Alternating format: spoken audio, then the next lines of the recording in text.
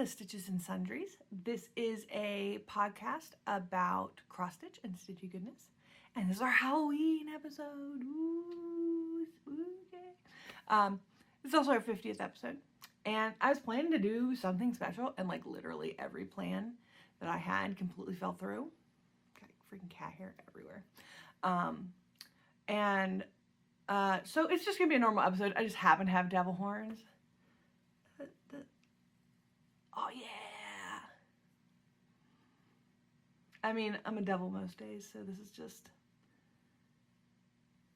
whatever. My name is Lauren. You can find me on Instagram at LaurenUpStitching. And this is our Halloween episode, and it's just normal. Although I do have one cool, fun thing for Halloween. I've got a new Halloween start coming up, and it's something kind of special. So I'll talk about that kind of towards the end. Nothing crazy has gone on this past 2 weeks. I dog sat a little bit more, which I do really enjoy doing. A little beagle named Cody. Put a picture here. He's so cute. Look at him. We took naps. My cat's digging into something in the other room. I don't know. I'm worried. What else happened? Went to a Halloween party last night. It was super fun. Got our fortunes told. Played a murder mystery game. It was super fun. A friend of mine, V, does some really like elaborate party planning. Like I have a party and it's like there is snacks, mingle. Like that's the extent of it. She always puts together some fun stuff.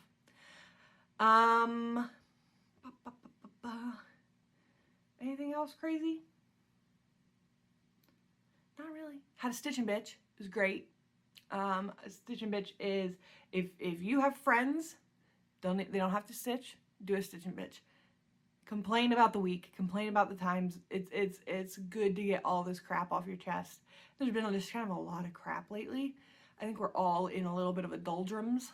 Like the sun is going down, and while I am a huge fan of the weather, I know that like seasonal depression starts to affect people around this time, and it's getting to be the end of the year, and just like a lot of crap comes up at this time of year.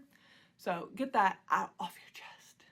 Go, drink a latte, bitch about stuff, and if you are a stitchy person, stitch while you do it. It's great.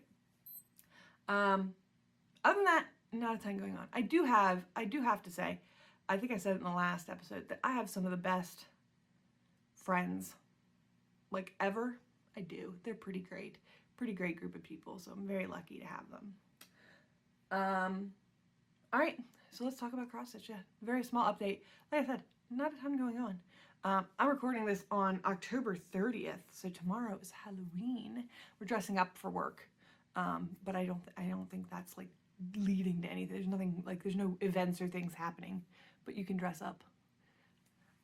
So that'll be fun. All right, so today I have one fully finished object that you've seen before. One finish. And 2 whips, and then a little update, and then my Halloween news start. So go through those. Super quick and easy. No acquisitions, no nothing crazy this time. Although Starlight Stitchery is putting out their Winter Magic box this weekend. So get on it, because I'm getting one. So if you liked any of the unboxings I've done previously, or if you like mystery boxes in general, they do a really nice one. So something to keep in mind. All right, so firstly, fully finished. You saw this one a little while ago, but it is now done. This is the Cryptid Sow by the Witchy Stitcher. And I have this finished on an art canvas. See there? It is fully wrapped, fully stretched around an art canvas that was the perfect size. And this was a very anxiety-inducing process. This was really hard. My sister, my awesome sister, helped me out with this. And we started out using an upholstery stapler. And that was a bad idea. It ripped the fabric, it didn't go in right. You had to hold it at kind of an awkward angle. this fabric was not canvas, it couldn't hold up to that. So we scrapped that really quickly and decided to go with tacks, which are like the way the paintings have been done for a million years. So I'm glad that worked out for us. That one edge needs cleaned up a little bit, but it looks fantastic. It looks clean and neat and fantastic from the front. The back's kind of crappy, but who cares? Nobody looks at backs. It's going to go against the wall. And this is going into, we're rearranging our dining room. We do not dine we eat in the living room all the time. We only use our dining room very, very rarely. And so, but we do all kinds of crafts out there. So much so that we're constantly carting stuff around. And I just said the other day, like, why don't we just make this a craft room? Make it functional for us. It doesn't have to be a dining room just because it was a dining room previously. So we are going to be converting that into a craft room.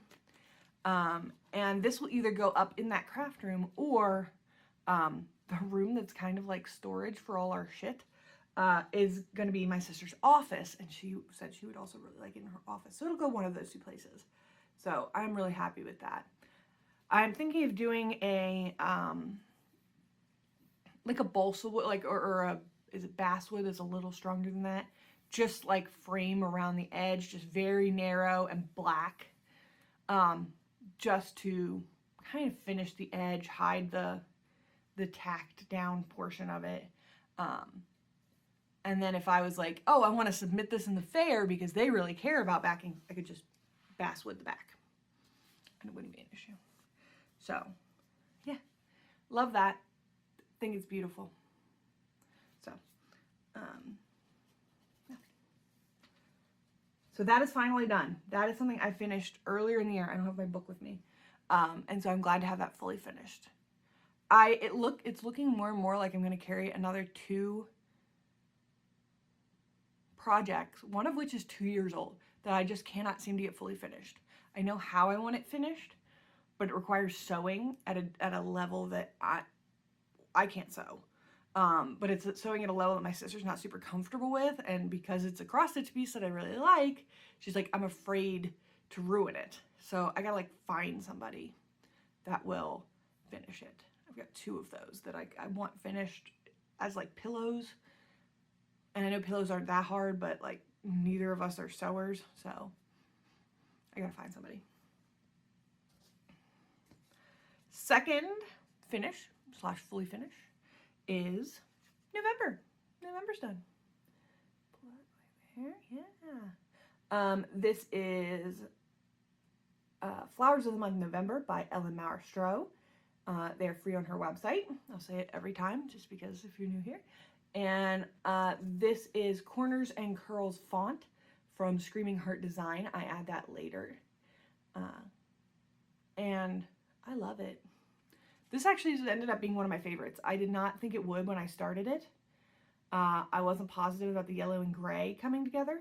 As soon as I started stitching it, I was like, oh, yeah, that does really look nice together. But I was a little worried. And then it just really came together into this very fall, but also very sunshiny, like positive motif. And I really like that. It's just really, it turned out really nice. Even though it was a little speckly, it was a little hard to like feel like you were making progress. I really like this stitch. So I have all the stuff for December. So December is going to be started in the next couple days. This took up most of my 2 weeks from this, it wasn't even quite 2 weeks, for this episode, because I started it late. I started this on the 12th and was like, I gotta bust ass and get this done. It only takes about 6 evenings for me, but that's 6 days. It was basically 6 days out of what I have, not quite 14, out of 11 to get it done. So that was the majority of my work. All right. Whip updates. Whip updates. Oh, I only have 3 more of these. December, January, and March left. And I will be glad to be done. I actually have really enjoyed this series, and every one of them is different enough that I'm like stitching on different fabrics. I'm using different colors. Some are like really speckly like this, and some are like big, bold fill-ins of color. So it feels very different every time. So it's not like I'm tired of stitching it. I just want something else in my rotation than a flower. My goal this year was to stitch less Halloween, because I'm a crazy person. And now my goal next year is to stitch way more Halloween, because I miss it. I miss the spookies. So whip update here. This is Giant Silk Moth by Night Spirit Studio. And it is really coming along. Let me see here. There we go. So I have outlined the bottom of the tail wings, or the lower wings, whatever those are called. So that is now as tall as the moth will be. We are from Deedle Bobs at the top to the bottom of the tail. That is the size of the moth. I also started filling in, I filled in all this brown in the bottom wings and started working my way up here to the top. So this right side, or actually it's the right side for me when I'm looking at it. It's I don't know, is almost done. And then there's the top and bottom like frame. But yeah, this is coming along really quickly. I'm stitching this on, I think it's 32 count. It might be 36. It was a scrap linen. So it's not, looking here if there's a label on it anywhere. There is not. And it is, it's smaller than I'd like. It's hard to see. It requires concentration. But it also looks really good, so I'm not like unhappy with it. It looks really nice. I really like the browns and the reds on this blue. I'm just enjoying this stitch quite a lot. So that is, I think that will be done. I won't say before the end of the year, because it is now out of my rotation for, it is not my rotation for November. So it's going to be put in the back burner until December again, which I'm not sure how I feel about the rotation changing thing. People that stitch a ton, I would love to hear how if you use a system in rotation, or if you're just like, whatever I feel like stitching, that's what I feel like stitching. Because I right now have, I think 8, I'm about to have 9 projects on the go. Let me think here. I'm going to count in my head. Oh, okay, I'll count Flower of the Month, Moth, Flower of the Month, Moth, Schoolhouse, which I'm going to show you next. I have the Mill Hill kit. I have the Yule teapot, the Tea Time. I have the Kraken. I have the Crypto Naturalist Sampler.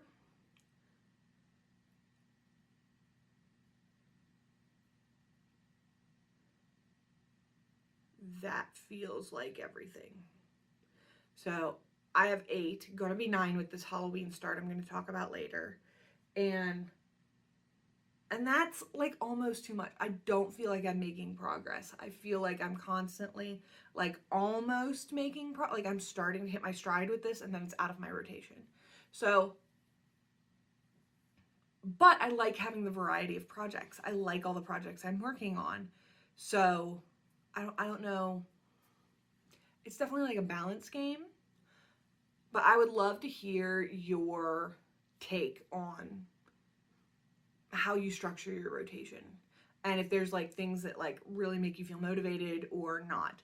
Like, does always having small help out? Does always like, what is your like thing that keeps everything interesting? So that'd be interesting. That'd be good to know. All right, next up, I have a whip update on, like I said, Schoolhouse. And this one I made a ton of progress on.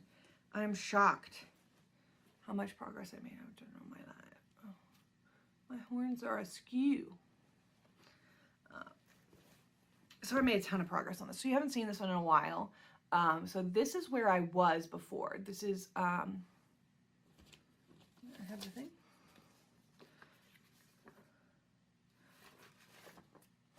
There's my work paperwork I couldn't find. That's hilarious. So this is a Schoolhouse Sampler by StoneyCreek. And it is an old vintage sampler that I found in a thrift shop. And still got the sticker on it. And I am stitching it for my cousin as a gift. She definitely loves this like prim style a lot. So I'm going to stitch it for her. And she's a school teacher, so she's actually a principal now. And this is where I'm at now. Look at all that progress. There are children. They exist.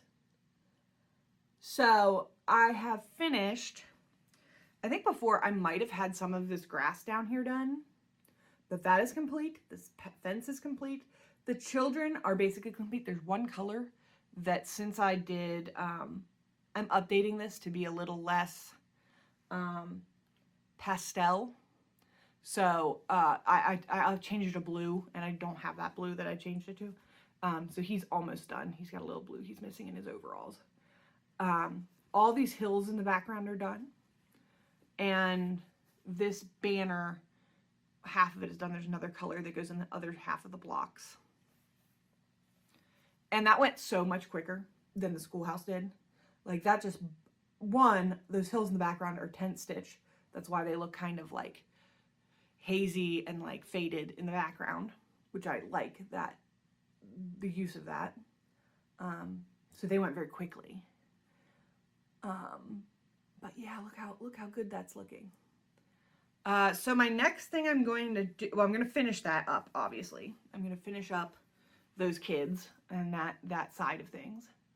And then I'm going to follow this motif of the chalkboard apple up and around. And then there are a series of books that go like from here to here.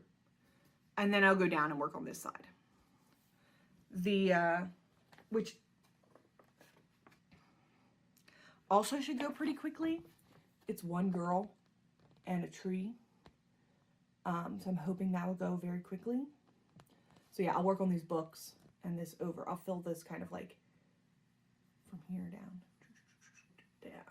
fill this in.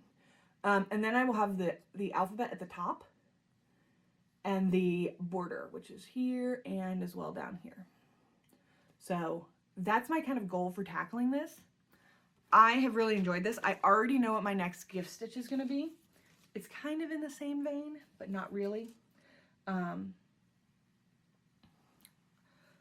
It's another stitch for a family member, so it's it's a different style than what I normally stitch. Like, I think these are a different style than what I normally stitch, but I've done so many of them now, it might be my style.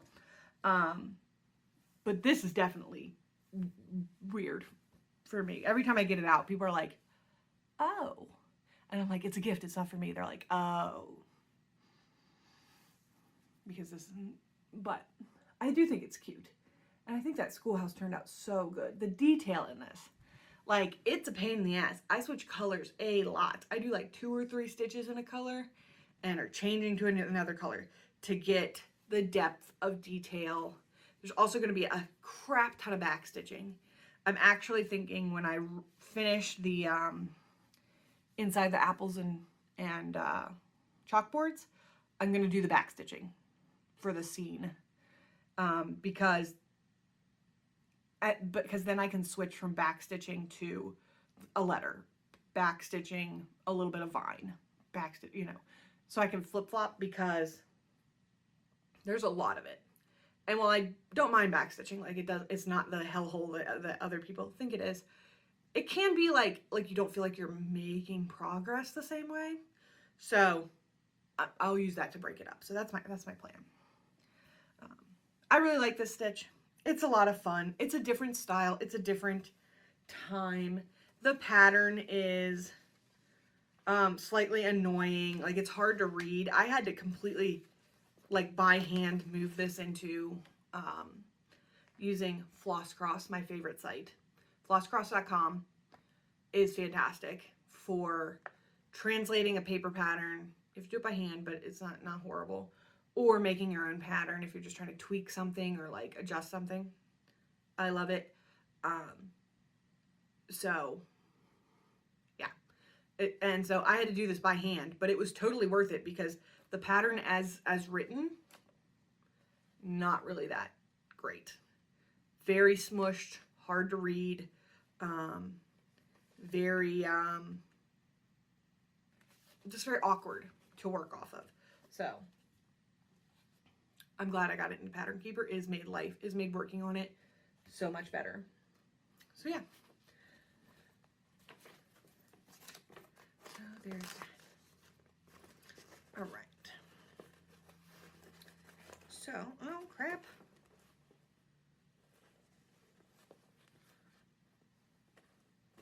Oh, I was like, why do I have so much crap in here? Because everything is stuck in here. And not in a good way. So the other thing I have, I do love gift stitching. Like, that makes me so happy.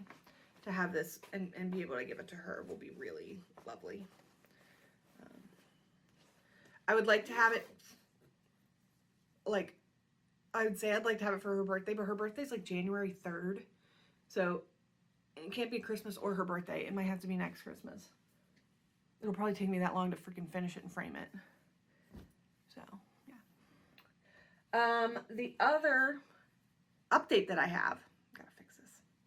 I'm too anal about where things go and how they are put away. The other update I have is I talked a little while ago about doing a wall hanging of song lyrics. And I struggled a little bit because figuring out fonts was a little rough, and figuring out like spacing, it just was taking, like, I was doing and undoing a lot, and I just decided to put it aside and think on it a little while and like actually do some measuring and thought processes on it.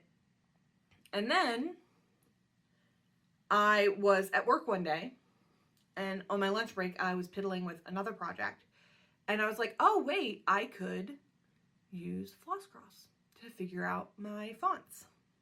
So I went in, I picked the fonts that I thought would look nice, and I just started putting them in, and it would tell me how many stitches they would be. I could see how far apart the letters actually needed to be to like look right. That was a big problem because a lot of fonts you get are like all the capitals, all the lowercases, they're completely unconnected from each other. And then you start to put them together and you're like, ooh, B's need to have a little extra space, or they're kind of overlapping or looking odd. Or they look crammed, and you know, A's don't need that space. They should be closer, or else they look like they're kind of like off to their own, right? That kind of stuff was driving me nuts. But Flosscross, you can just put it all in there, and then you can also see how long does that make the phrase. How big a piece do I need to put this phrase on? And so that was fantastic.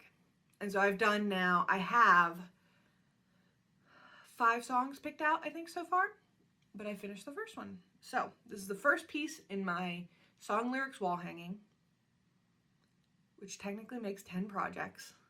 But this is very like, gonna work on it when I feel like it. And this is Summer Breeze. And I am super happy with how this turned out. I love the colors. I love the font I chose. It's very, lyrical. It's very like whimsical and script-like. And then I put in a little jasmine flower that I just designed. It's nothing crazy or special, just a little jasmine flower.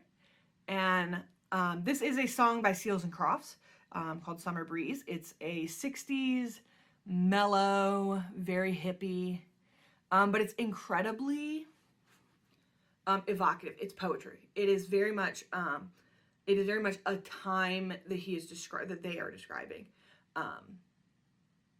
They are literally describing coming home, and they're, you know, they can see the curtains hanging in the window, and the music from the house next door, blah, blah. They're literally telling you a story.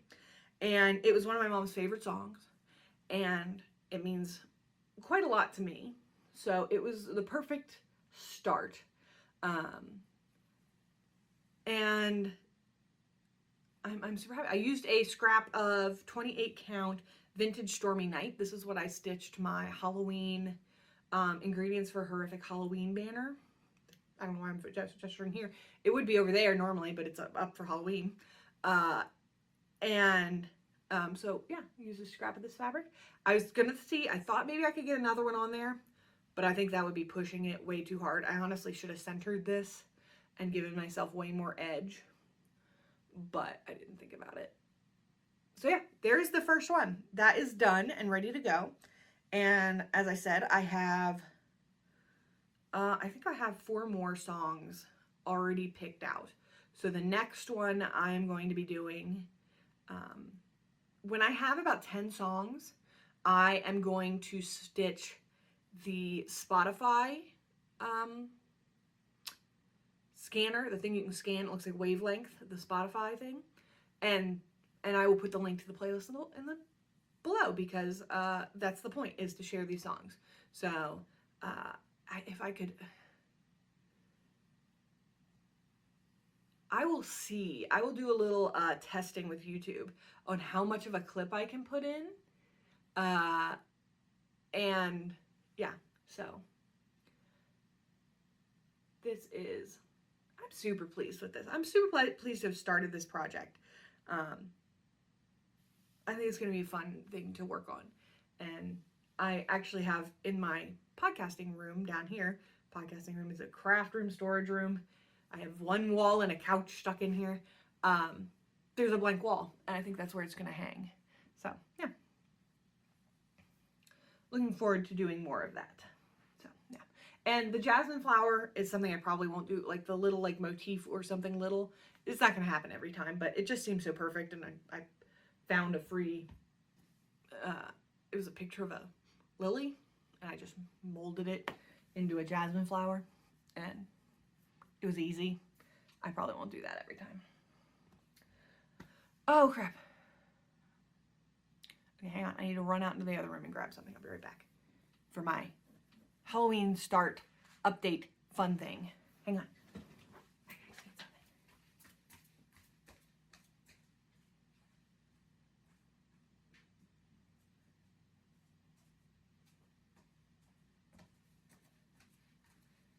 There was a little cat. I squeezed between the camera and the couch. There was a little cat down here, but I don't see her anymore, which worries me.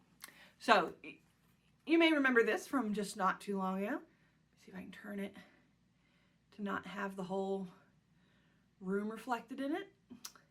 This is Candyman by the Witchy Stitcher, and it is one of my favorites that I've stitched of hers for a while. I really like her style. I've stitched a lot of her stuff, but this one was like, it just took the cake. I love it.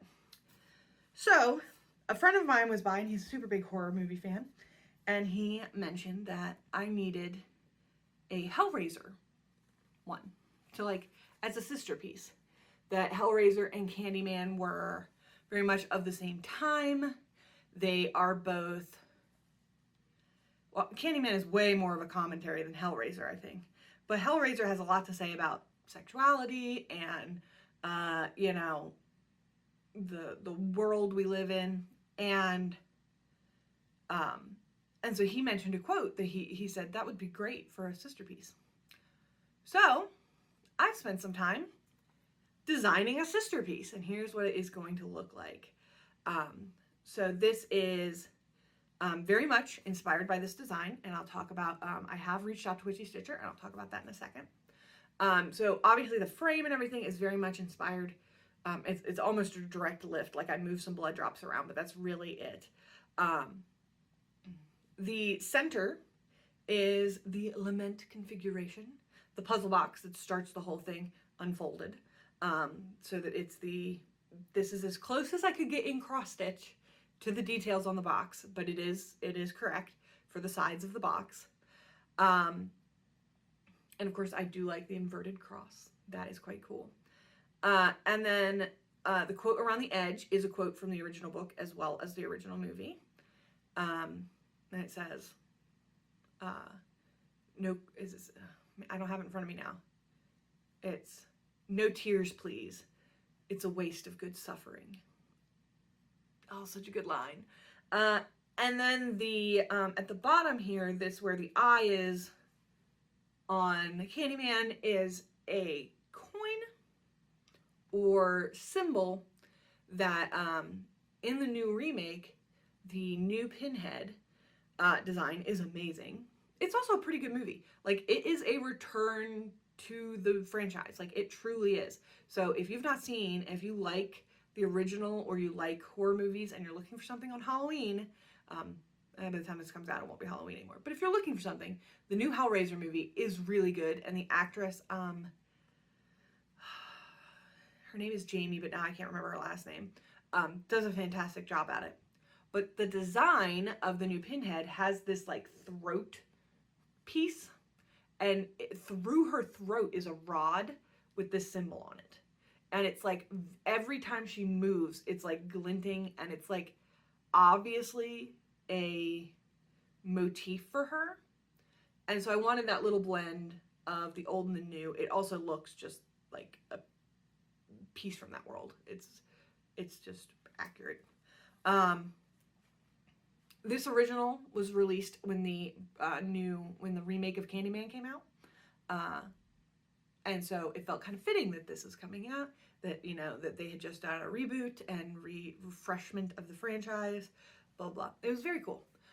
So I reached out to Witchy Stitcher and just confirmed with her that it would be okay for me to, that I had done this, and that it would be okay for me to share it on social media with tons of credit, obviously, to the original.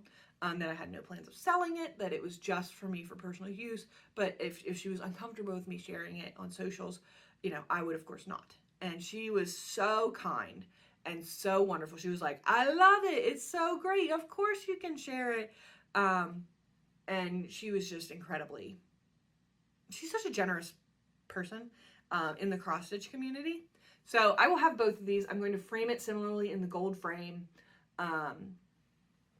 And they will go out here on my movie wall, and I love it. And I feel like classic horror is now pretty well represented in our house, but I have enjoyed stitching classic horror and will probably do something else. I feel like I need something Friday the 13th after this one. So I'll have Candyman and Hellraiser, and then I feel like I need to find something Friday the 13th, which obviously in a very different motif. Like, these feel like they were meant to go together.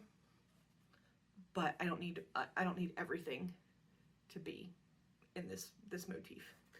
But yeah, that has been super fun. That was a fun process. I did it a lot on my lunch breaks.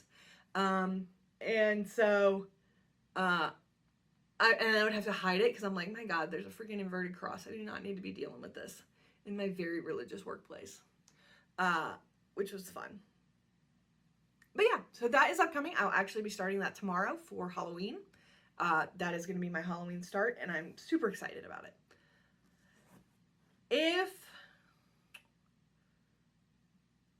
What was I going to say? I literally had a thought. My mouth started to say it, and I lost it. If you are starting something for Halloween, tell me about it. I know there's been a ton of awesome Halloween challenges. I've just been too crazy to participate. And also, again, if you have systems for your rotation, if you have things that work for you that like keep you organized or motivated, I would love to hear all about that. How you pick your projects and you know, decide what you have the bandwidth for. I will be back in 2 weeks. However, I am going for surgery the day after I record my next podcast. So I would normally record on November 13th, which is that Sunday, and then I would edit and get it out on that Wednesday. However, I'm going to be like chopped up. I'm getting surgery on my ankle, which I cannot wait for. I'm both like super excited and super nervous about it. But then they're saying like immobile for 4 weeks. Immobile. And I don't know how much they mean when they say that, but to me that sounds pretty bad. So then I don't know what my schedule is going to look like. I don't know if you're going to see me here with a freaking like cartoon thing holding my leg up from the ceiling. I don't know. So, but there will be one more for sure episode, and then my schedule might get a little weird. But I will be back in 2 weeks. I hope you all have a wonderful, spooky Halloween. Stay safe. Stay sane. Bye.